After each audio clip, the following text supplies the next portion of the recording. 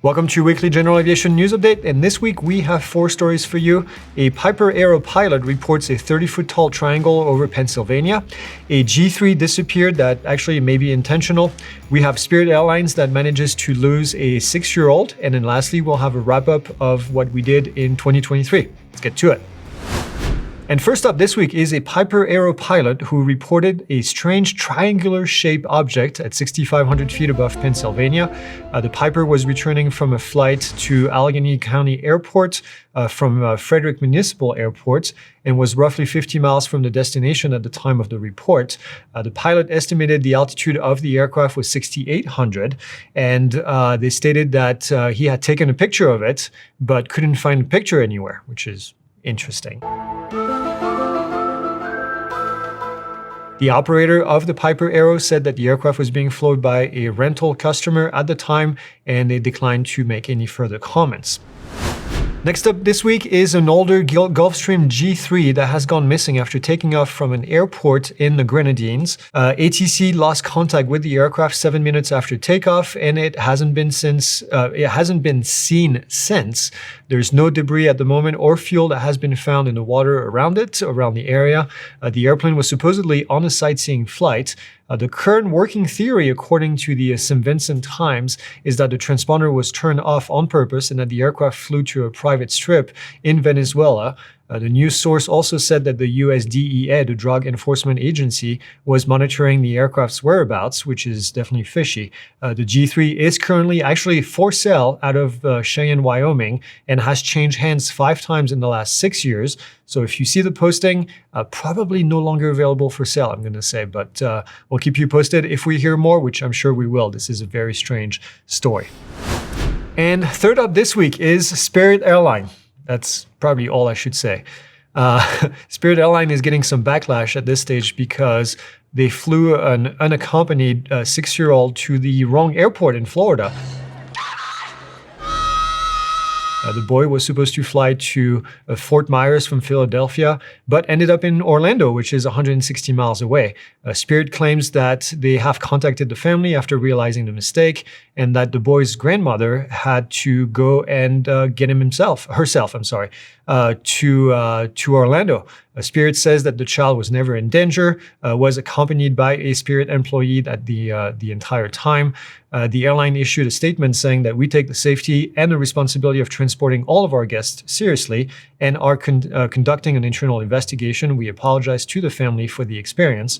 They ended up giving gas money to the grandmother to go get the kid in Orlando. I have a lot of questions about this. How was someone allowed to board the wrong flight? If you scan anybody's pass at the gate to get onto an airplane, it should tell you that you're on the wrong plane. So they probably never scanned his ticket. Second, the luggage went to the correct destination, went to Fort Myers, meaning that those luggage flew on an aircraft without the owner of the luggage on that aircraft, which is not allowed.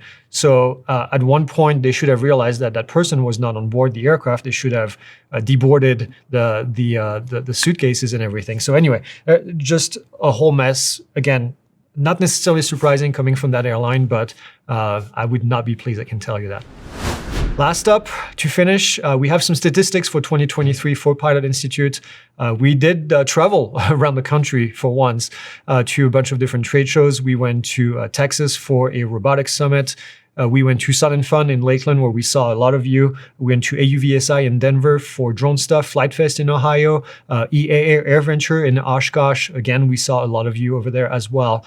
Commercial UAV Expo in Las Vegas, and then 2 back-to-back events in Colorado for the Colorado Roundup and then the Colorado Air Show, and then also to AZ Drone Fest in Phoenix. So we are going to be on the road again this year, starting early March. And then we're going to do, again, the big shows for Airplane, and hopefully see a lot of you out there with the airplane this time. You may have seen the airplane a couple times when we were at those trade shows, so we're pretty excited. We also published 14 new courses, including 8 new courses on the airplane side.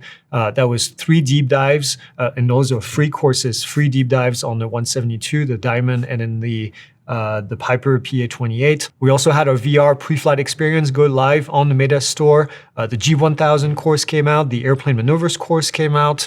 A lot of you got that course attached to your private pilot and commercial pilot purchase.